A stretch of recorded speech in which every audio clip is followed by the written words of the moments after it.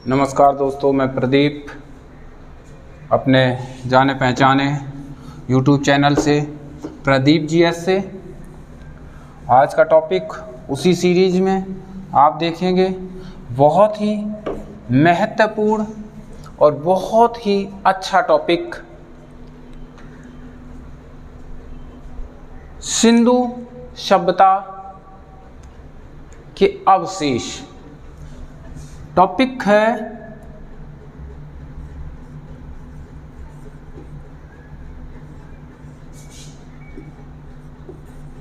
सिंधु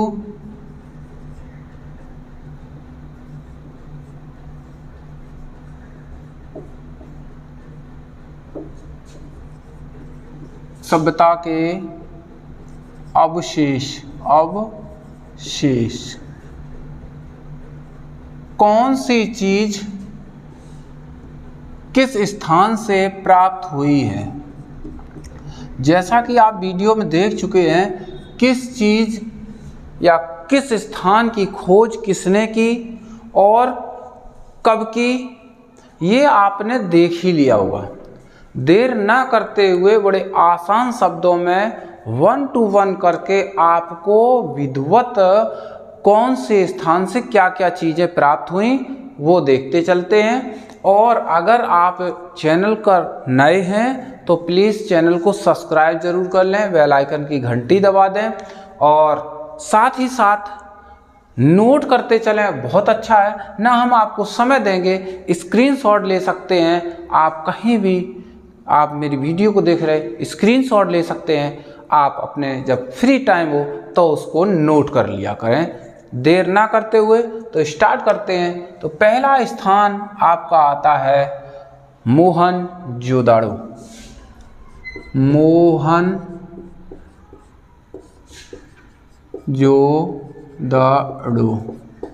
आपसे पूछा जाएगा कि मोहनजोदड़ो से क्या क्या अवशेष प्राप्त हुए, या फिर हम आपको इकट्ठा ही बोल रहे हैं। जितने भी मोहनजोदड़ो से आपको जो प्राप्त हुए वो सारा कुछ लिख रहे हैं। आपको जब वीडियो देख लेंगे आप याद कर लेंगे, तो आपको याद ही नहीं करना है, आप तुरंत बता देंगे ये स्थान यहाँ से प्राप्त। सबसे बड़ा पहले लिखते हैं, सबसे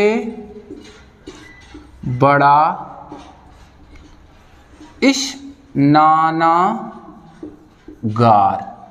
सबसे बड़ा स्नानागार एक यहीं से प्राप्त हुआ। दूसरा आप साथ साथ नोट करते चलें, अच्छी बात है ना, स्क्रीनशॉट लेने का हम मौका देंगे आपको, आप सुनते ही चलें, बहुत अच्छी बात। देखो, सबसे बड़ी ईंट, सबसे बड़ी ईंट आपसे पूछा जाएगा कि सबसे बड़ी ईंट कहाँ से प्राप्त हुई थी? रंगपुर, लोथल, कालीबंगा, मोहनजोदड़ो, ये ऑप्शन होंगे। तो आप सबसे बड़ी ईंट लगाएंगे मोहनजोदड़ो से। नेक्स्ट आपका तीसरा इसी में आता है, सूती कपड़े के साक्ष्य। सूती कपड़े के साक्ष्य यहीं से प्राप्त हुए थे। नेक्स्ट नंबर इसी में आप देख लेते हैं, मोहनजोदड़ो में कांसे की या कांसे की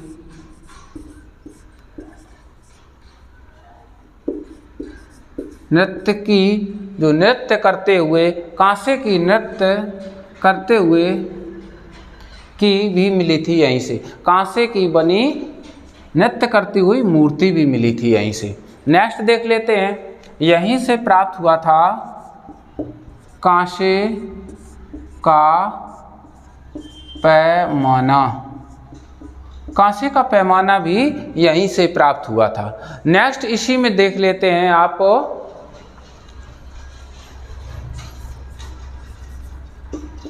आर्यों के आक्रमण के साक्ष्य भी यहीं से प्राप्त हुए थे। आर्यों के आक्रमण के साक्ष्य आपके यहीं से प्राप्त हुए थे।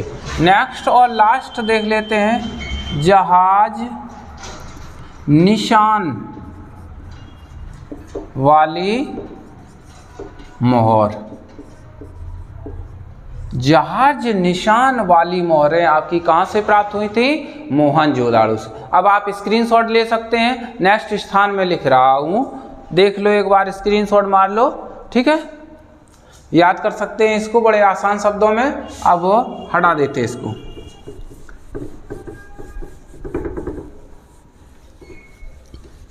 दूसरा स्थान आपका आता है हड़प्पा। दूसरा स्थान आता है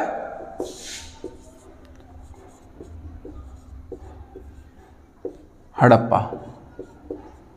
आपको हड़प्पा से क्या क्या प्राप्त हुआ देखते हैं देर ना करते हुए। सबसे बड़ा, इसमें भी सबसे बड़ा अन्नागार प्राप्त हुआ। वहाँ स्नानागार, यहाँ अन्नागार, अन्नागार, जो अन्न को भंडारण करने वाला अन्नागार, स्नान करने वाला स्नानागार। पत्थर की बनी नर्तकी भी मिली यहाँ, पत्थर की बनी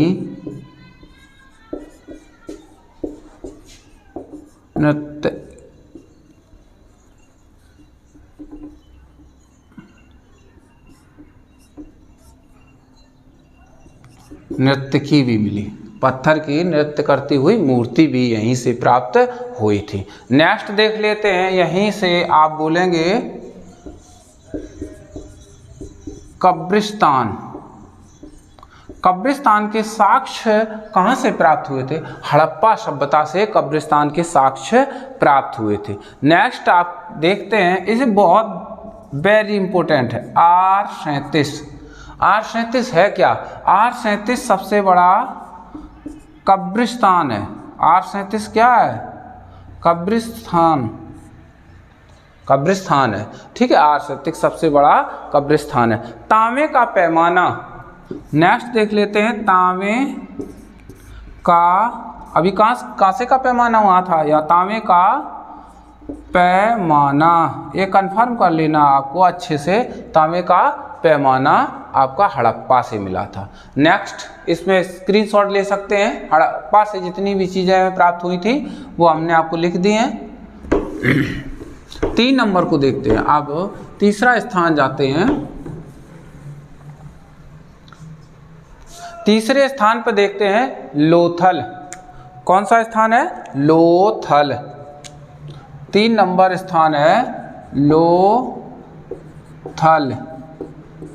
लोथल से आपको क्या क्या प्राप्त हुआ वो देखते हैं। लोथल में सबसे पहले आप देखेंगे बंदरगाह। बंदरगाह के साक्ष्य यहीं से प्राप्त हुए थे, लोथल से। नेक्स्ट देख लेते हैं फारस। फारस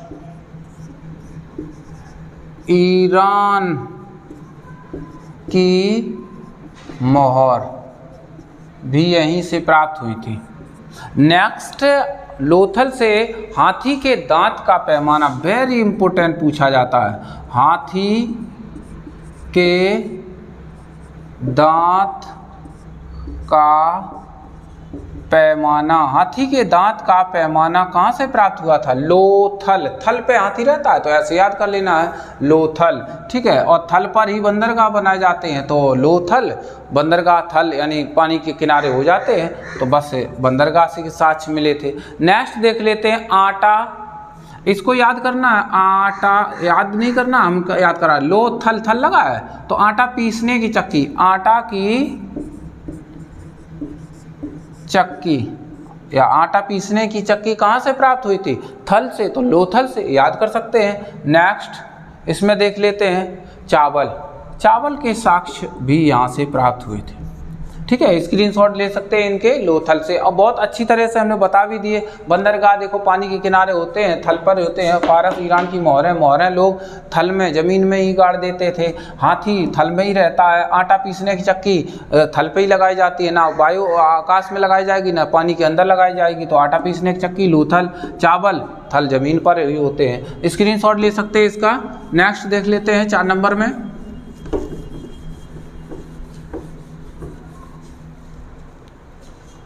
कालीबंगा। नेक्स्ट देखते हैं कालीबंगा। कालीबंगा, स्थान का नाम है कालीबंगा। कालीबंगा से क्या क्या प्राप्त हुए वो देख लेते हैं। कालीबंगा से जुते हुए खेतों के साक्ष्य। पहला आप बोलेंगे जुते हुए खेतों के साक्ष्य। जुते हुए खेतों के साक्ष्य कालीबंगा से प्राप्त हुए। बीबी लाल याद होगा आपने, अगर मेरी वो वीडियो देखिए तो कालीबंगा बीबी थापर बीबी लाल ने जो खोज की थी काली, तो काली जुते हुए खेतों के साक्ष्य, काली बीबी नहीं जाएगी जुते हुए खेतों में, तो बस ऐसे याद करना है। लकड़ी की नाली, वेरी इंपॉर्टेंट, लकड़ी की नाली, लकड़ी की नाली के साक्ष्य कहाँ से प्राप्त हुए थे? लकड़ी की नाली के साक्ष्य कालीबंगा से प्राप्त हुए थे। इनको भी याद कर सकते हैं इसी तरीके से। नेक्स्ट है काली मिट्टी की चूड़ियाँ। काली मिट्टी की चूड़ियाँ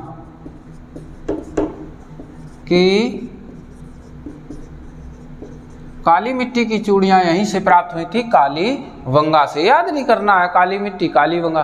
काली ईंटों के प्रमाण, काली ईंटों के प्रमाण, काली ईंटों के प्रमाण भी यहीं से प्राप्त हुए थे। इसको भी आप स्क्रीनशॉट ले सकते हैं, ठीक है। नेक्स्ट देख लेते हैं इसी क्रम में 5 नंबर में। आप थोड़े बचे हैं, आसान है, आप याद कर सकते हैं और याद कराते भी चलते हैं ज़्यादा से ज़्यादा। नेक्स्ट देखते हैं, आपका बनता है वनवाली। वनवाली से क्या क्या प्राप्त हुआ था देख लेते हैं। वनवाली से पहले मिट्टी का हल, आप देखेंगे मिट्टी का हल, बोलेंगे मिट्टी का हल। वनवाली से हमें क्या प्राप्त हुआ? मिट्टी का हल। मिट्टी का हल वनवाली से प्राप्त हुआ। वन में ही हल चलाए जाते थे, तो वनवाली से मिट्टी का हल। जौ,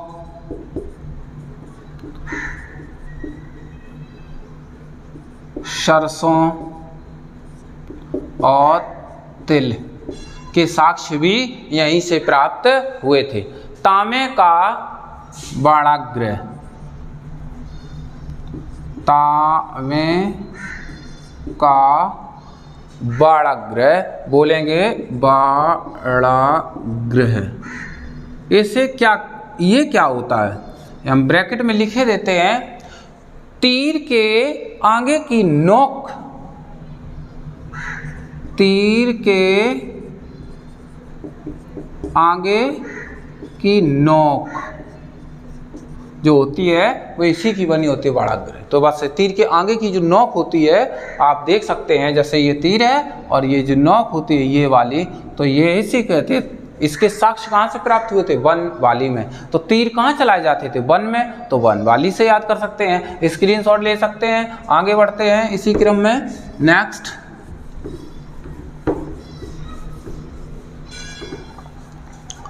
रंगपुर देखते हैं।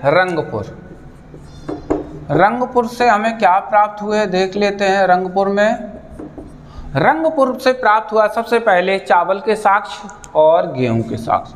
चावल के साक्ष्य वहाँ भी देखो प्राप्त हुए थे, चावल के साक्ष्य वहाँ भी प्राप्त हुए थे और गेहूं के साक्ष्य भी यहाँ प्राप्त हुए, गेहूं के साक्ष्य। ठीक है, रंगपुर से हम देख लेते हैं, दोनों को लिख लेते हैं रंगपुर से। नेक्स्ट इसी क्रम में जाते हैं फिर से एक बार। लिखते चलना, चाहे स्क्रीनशॉट लेते चलना।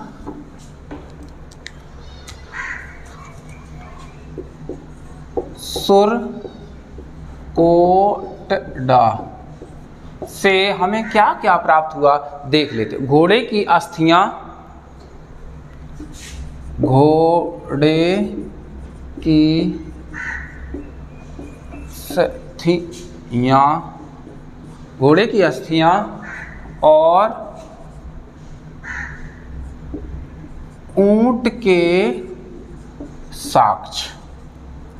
घोड़े की अस्थियां और ऊंट के साक्ष्य हमें यहां से प्राप्त हुए थे। ये ज़्यादा से ज़्यादा हमने आपको बता दिए, ये टॉपिक क्लियर हो जाता है और आप किसी भी एग्ज़ाम में जाते हैं, अगर यहाँ से क्वेश्चन बनता है तो आपका क्वेश्चन गलत नहीं हो के आएगा, अगर आपने मन और दिल और दिमाग से वीडियो पूरी देख ली है। तब तक के लिए जय हिंद। चैनल पर अगर नए हैं तो चैनल को सब्सक्राइब प्लीज़ ज़रूर कर लें और शेयर ज़रूर कर दिया करें। जय हिंद दोस्तों।